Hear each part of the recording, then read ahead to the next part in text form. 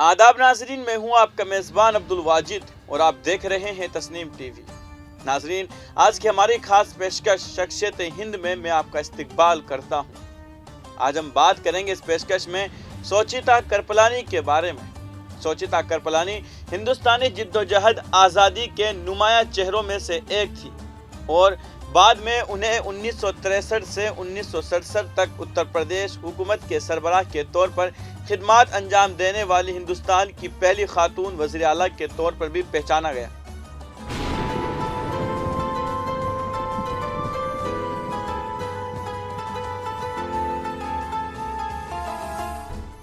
पच्चीस जून 1908 को बंगाली बरहमो घराने में पैदा हुई। उन्होंने दिल्ली के इंदिराप्रस्था कॉलेज में अपनी तालीम मुकम्मल की। वो बनारस हिंदू यूनिवर्सिटी में आईनी तारीख पढ़ाने के लिए बतौर लेक्चरर चली गई। उनके वालिद एस.एन. मुजमदार एक डॉक्टर थे और हमेशा कौम के लोगों की खिदमत के लिए वक्फ थे। PHU में वो इंडियन नेशनल कांग्रेस की एक अहम शख्सियत आचार्य करपलानी से राब्ते में आई, जो उनसे 20 साल बड़े थे। दोनों के दरमियान मोहब्बत फूल गई और वो 1936 में शादी के बंधन में बंध गए। सोचिता को खास तौर पर 1942 की हिंदुस्तान छोड़ो तहरीक में उनके किरदार के लिए याद किया जाता है।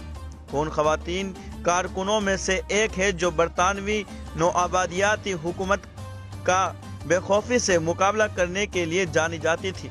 उन्हें 1940 में कांग्रेस पार्टी की खवातीन विंग के क़याम का सहरा भी जाता है।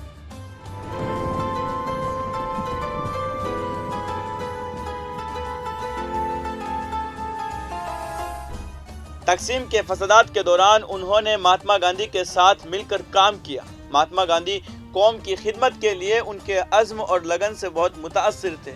उनके हवाले से उन्हें साल 1946 में Kasturba Gandhi national memorial trust की ऑर्गेनाइजिंग सेक्रेटरी के तौर पर मुकर्रर किया गया था।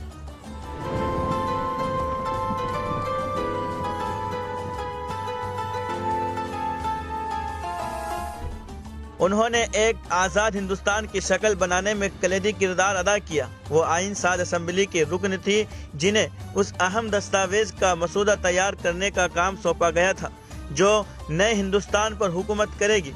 वो 299 रुकन असम्बली की 15 खातीन अरकान में से एक थी।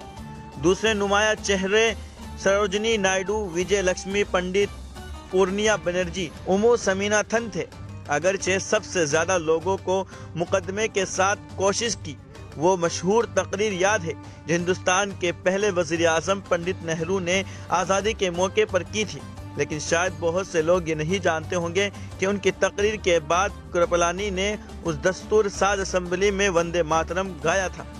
आज़ादी के बाद करपलानी ने अपनी सियासी दौर को जारी रखा और पहली लोकसभा इलेक्शन 1952 में नई दिल्ली हल्का से मेंबर पार्लियामेंट के तौर पर किसान मजदूर प्रजा पार्टी पर काम किया। वो इस हल्के से 5 साल बाद भी जीती, लेकिन इस बार कांग्रेस के टिकट पर 1960 से 1963 तक उन्होंने उत्तर प्रदेश हुकूमत में लेबर कम्युनिटी डेवलपमेंट और सनत की वजीर के तौर पर खिदमत अंजाम दी। अक्टूबर 1963 में उन्होंने उत्तर प्रदेश के वजीर आला के तौर पर हलफ उठाया। वो किसी भी भारतीय रियासत में आला ओहदे पर मुंतखब होने वाली पहले खातून बन गई थी।